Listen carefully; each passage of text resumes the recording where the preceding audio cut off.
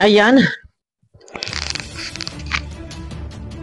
Muli nagbabalik po ang inyong lingkod, guys, no? Ito, dito sa akin topic na to, guys, no? Nakita nyo naman. Itong post, ito part 2 tayo, ha? Medyo bitin yung aking video kanina at marami akong hindi doon nasabi.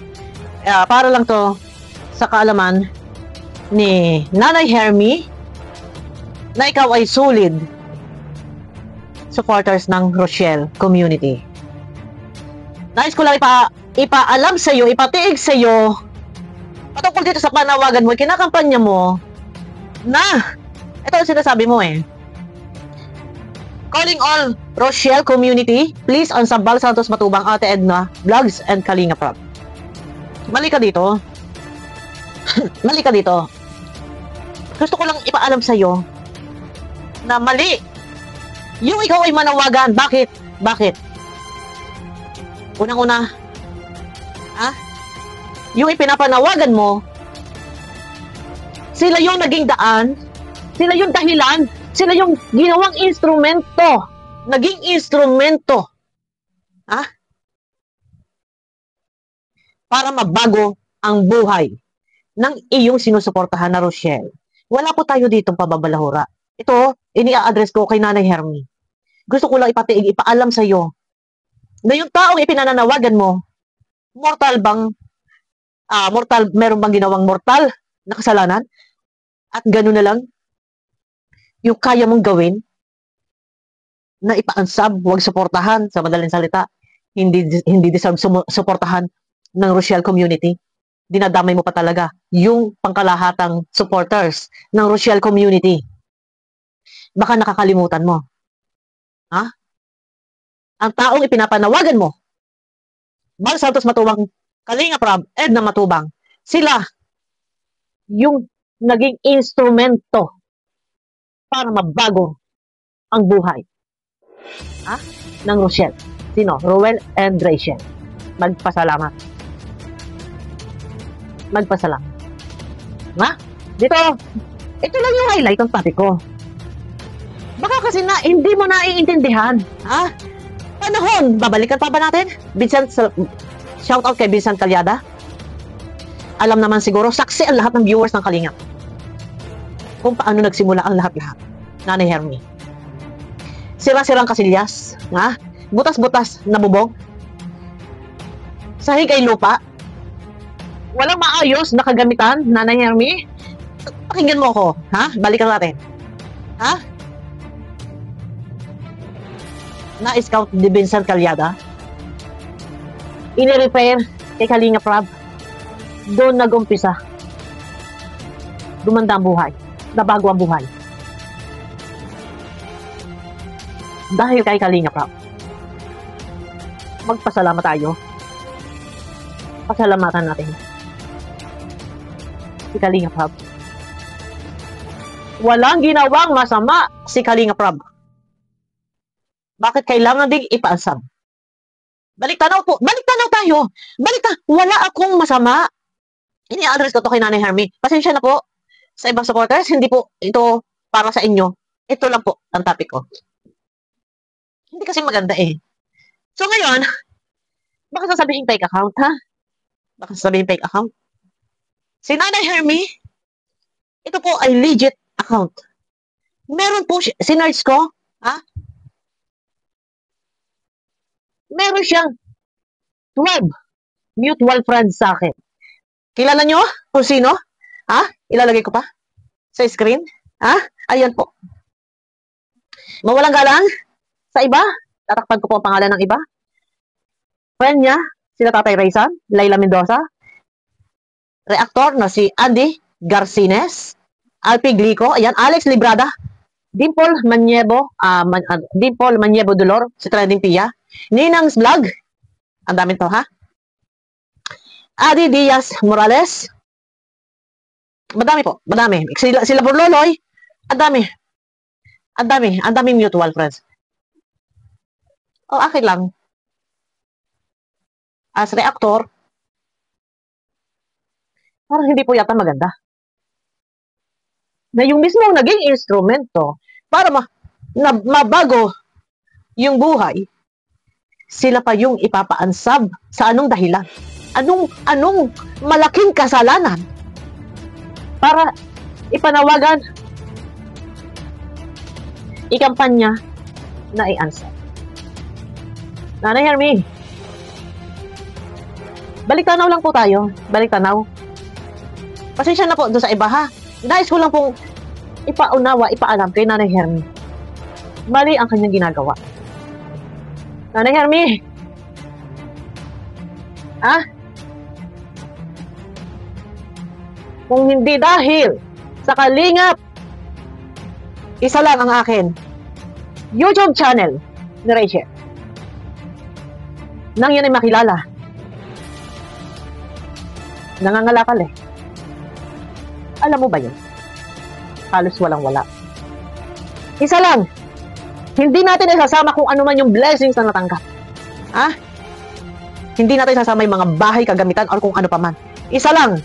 Sa YouTube channel pa lang. Usaping i-ansab, ha? Nanay Hermy. Doon pa lang sa YouTube channel ni Rachel. Ha? Panalong panalo. Views sa upload video, may kita. Live. Views sa live, may kita.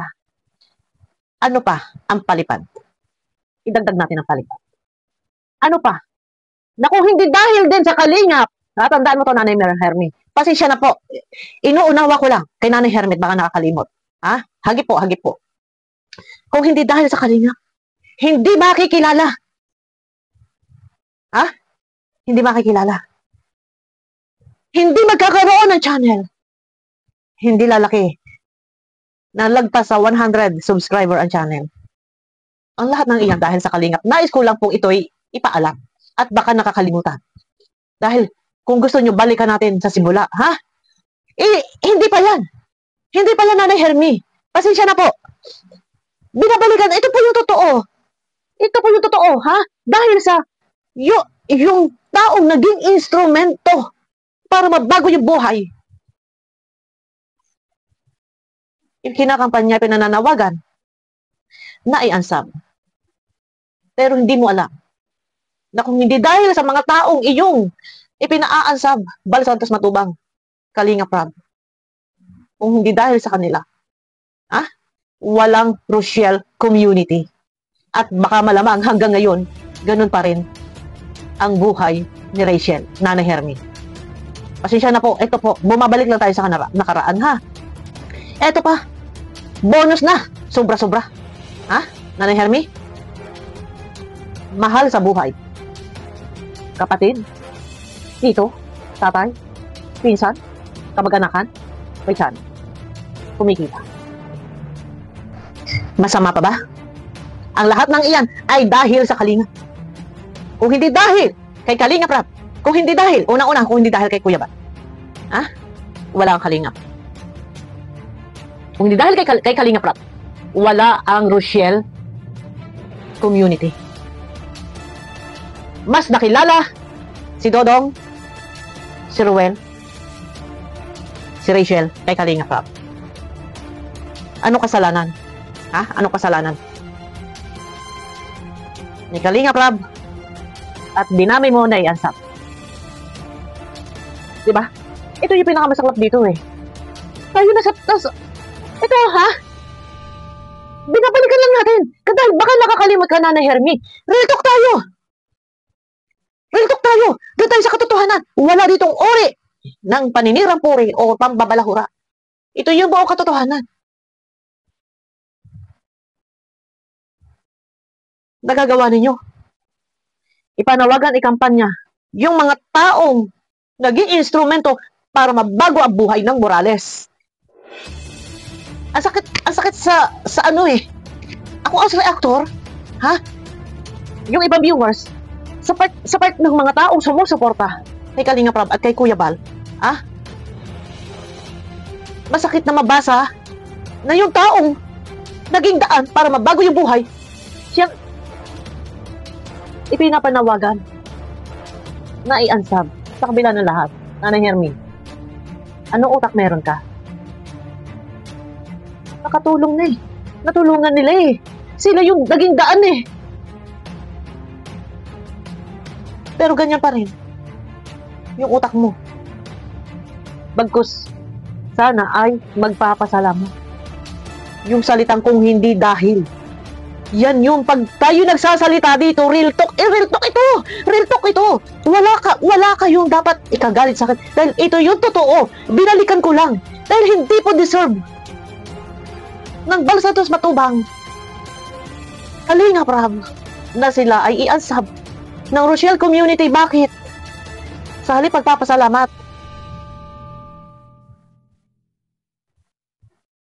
Dahil una-una, siksik diglig, umapaw na blessings. Apaw na apaw.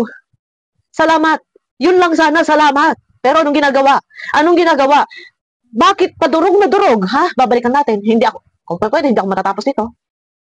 Kung isa-isahin natin. Ha? Doon pa lang eh. Sa live ni Tita Emmy. Ano yung isang comment doon na nagsusupport doon sa live ni Tita Emmy habang binabalahura sila Kuya Bal? Ano ang sigaw ng isang supporters? Harinawa, mabangga. Sino pinatutungkulan? Kanino ina-address? Malinaw na malinaw. Sa mga taong dagod Samaritan na siya tumulong kung paano nabago ang buhay. Nino? Diba? Ang hirap lang kasi ng ganito, guys. Bakit may mga taong para kayong bulag sa katotohanan? Alam nyo yan eh. Alam nyo yan eh kung sino yung kung saan sila nagsimula eh. Hindi, walang sumbat dito. Guys, walang sumbat dito. Ha? Nililinaw ko lang sa inyo. Ito yung totoo.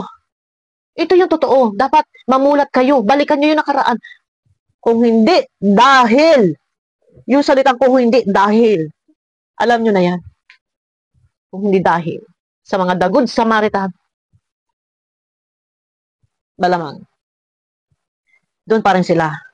Sa butas-butas na bubong at sira-sirang kasilyas. Diba? Ito, real talk to. Ini-address ko sa'yo, Nanay Hermy. Binalikan lang natin ng umpisa.